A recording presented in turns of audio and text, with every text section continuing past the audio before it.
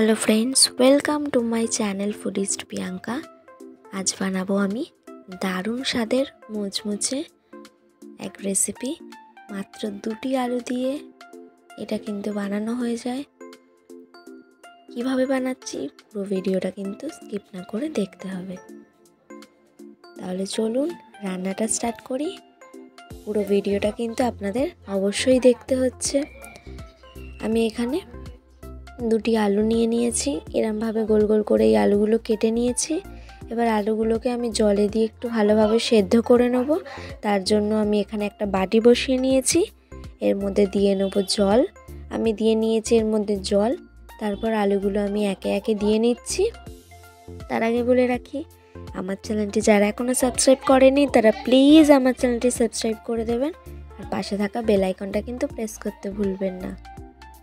আমার নিত্য নতুন রান্নার ভিডিও আর ফুড ব্লগ আপনাদের কাছে সবার আগে পৌঁছে যাবে। আমার নিত্য নতুন রান্নাগুলো কিন্তু আপনাদের কেমন লাগছে প্লিজ সবাই কমেন্ট করে জানাবেন। ভালো লাগলে অবশ্যই লাইক কমেন্ট শেয়ার করবেন, আমার পাশে থাকবেন, আমাকে সাপোর্ট করবেন, তাহলে আমি আরও নতুন নতুন ভিডিও আপনাদের কাছে নিয়ে আসতে পারবো। আপনাদের সাপোর্টটা কিন্তু খুবই প্রয়োজন। তো প্লিজ আমার চ্যানেলে যারা নতুন, চ্যানেলটি সাবস্ক্রাইব করে রাখতে কিন্তু ভুলবে না। কথা বলতে বলতে দেখুন আমার আলুগুলো সেদ্ধ হয়ে গেছে। আমি নুন দিয়ে সামান্য একটু আলুটা সেদ্ধ করে নিয়েছি। তারপর জল ঝরিয়ে নিয়ে আমি কিন্তু এটাকে একটা কাপের সাহায্যে ম্যাশ করে নিয়েছি। যেহেতু এটা গরম ছিল, আপনারা চাইলে ঠান্ডা করে হাত দিয়েও মেখে নিতে পারেন। এবার আমি এর মধ্যে সামান্য কিছু মশলা অ্যাড করব। আমি এর মধ্যে দিয়ে নিয়েছি 3 চামচ মতো কর্নফ্লাওয়ার। তারপর দিয়ে নিয়েছি 1 চামচ কাশ্মীরি লঙ্কার গুঁড়ো। কাশ্মীরি লঙ্কার গুঁড়োটা দিলে কিন্তু এর কালারটা বেশি সুন্দর আসে, তাই জন্য আমি এখানে দিয়ে নিয়েছি 1 চামচ গোলমরিচ গুঁড়ো। তারপর দিয়ে নিচ্ছি সামান্য একটু নুন। তারপর কিন্তু আর আমাদের কোনো মশলা লাগবে না। এবার আমি এটাকে সুন্দর করে মেখে নিয়ে একটা ডো তৈরি করে নেব। আপনারা কিন্তু ভিডিওটা স্কিপ করে দেখলে বুঝতে পারবেন না আমি কিভাবে বানাচ্ছি। তো প্লিজ ভিডিওটা সবাই স্কিপ না করে দেখবে, কিন্তু নয় বুঝতে পারবে না। দেখুন আমি কিন্তু ভালোভাবে সুন্দর করে এটাকে মেখে নিচ্ছি। মেখে নিয়ে আমি ছোট ছোট করে গোল গোল করে একটা ডো তৈরি করে নেব। তারপর একটা বলের আকার দিয়ে নেব, দেখতেও সুন্দর হবে, খেতেও কিন্তু খুব ভালো লাগবে। দেখুন আমার মাখা হয়ে গেছে। এবার আমি গোল গোল শেপ দিয়ে এটাকে একটা বল তৈরি করে নেব। দেখুন আমার পুরোপুরি মাখা কমপ্লিট। আমি আবারও বলছি, প্লিজ আমার চ্যানেলে নতুন যারা কিন্তু চ্যানেলটিকে সাবস্ক্রাইব করতে ভুলবে না, আর পাশে থাকা বেল আইকনটা প্রেস করতে কিন্তু ভুলবে না। তো আমার চ্যানেলটি দেখার পর লাইক কমেন্ট শেয়ারও কিন্তু ভুলবে না করতে। ভিডিওগুলো ভালো লাগলে অবশ্যই আমাকে কমেন্টে জানাবেন। দেখুন আমি হাতে সামান্য একটু তেল মেখে নিয়েছি, যাতে গোল গোলগুলো সুন্দরভাবে তৈরি হয়। হাতে একটু তেল মেখে এরমভাবে গোল গোল শেপ দিয়ে নিচ্ছি। সমস্ত কটা কিন্তু এইভাবে গোল গোল শেপ দিয়ে নেব। আমার দুটো আলু দিয়ে কিন্তু অনেকগুলোই এরম বল তৈরি হয়ে গেছিলো। আপনারা পরিমাণ কিন্তু এখানে বাড়িয়ে কমিয়ে নিতে পারেন। দেখুন আমি সুন্দর করে গোল গোল করে নিচ্ছি, শেপ দিয়ে নিচ্ছি। এগুলো কিন্তু গোল গোল শেপ দিলেই দেখতেও যেমন ভালো লাগে, খেতেও তেমনি মুচমুচে হয়। তো আপনারা চাইলে গোল গোলই শেপ দিয়ে নেবেন। এভাবে সুন্দর করে শেপ দিয়ে নিয়ে আমি এগুলোকে কিন্তু গরম তেলে ভেজে নেব। তাহলে আমাদের তৈরি হয়ে যাবে আজকের দারুণ স্বাদের আলুর স্ন্যাক্স। মাত্র দুটো আলু দিয়ে আর 3টি উপকরণ দিয়েই কিন্তু আমি দারুণ স্বাদের এই রেসিপিটা আজকে বানালাম। আপনারা কিন্তু বাড়িতে একবার ট্রাই করে দেখতে পারেন। সন্ধ্যার টিফিনে চায়ের সাথে কিন্তু এটা খেতে অসাধারণ লাগে।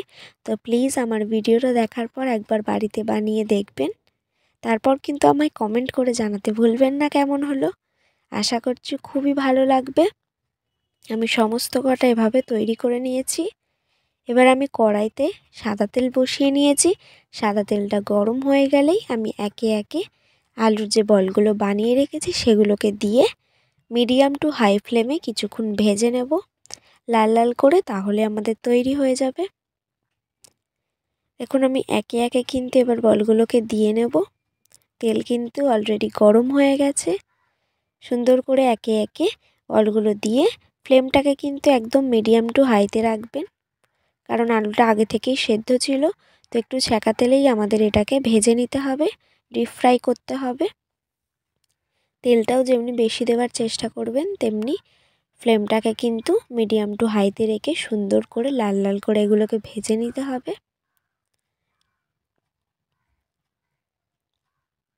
আমি কিন্তু সমস্ত কটা এভাবেই ভেজে নেব। আমি একে একে সব কটা বল দিয়ে নিয়েছি।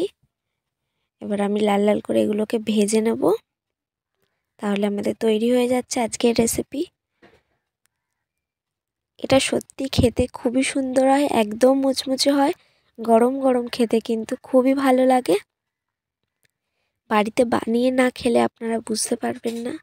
তো প্লিজ কিন্তু বাড়িতে একবার বানিয়ে এটাকে দেখতে হবে।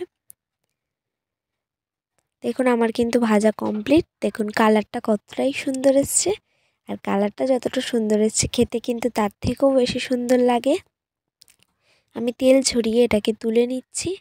একে একে আমি সমস্ত কটা এভাবেই ভেজে নেব।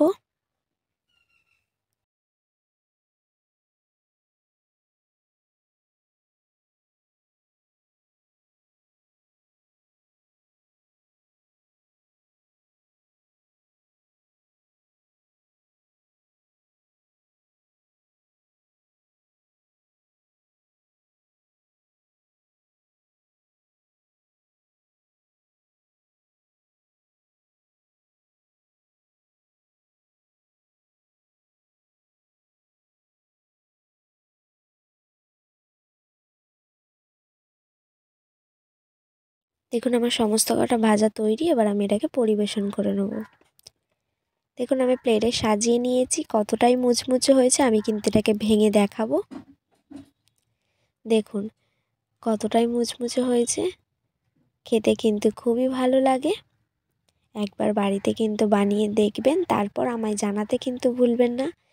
এখন একবারেই কিন্তু হাতে এসে ভেঙে যাচ্ছে, এতটাই মুচমুচে হয়েছে। আপনারা নিশ্চয়ই দেখেই বুঝতে পারছেন। আশা করছি আজকের রেসিপিটা আপনাদের খুবই ভালো লেগেছে। যদি ভালো লেগে থাকে প্লিজ লাইক কমেন্ট শেয়ার করবেন। দেখা হচ্ছে অন্য কোনো রেসিপিতে। ততক্ষণ ভালো থাকবেন, সুস্থ থাকবেন। ধন্যবাদ। আর যারা সাবস্ক্রাইব করোনি তারা তাড়াতাড়ি করে সাবস্ক্রাইব করে দাও।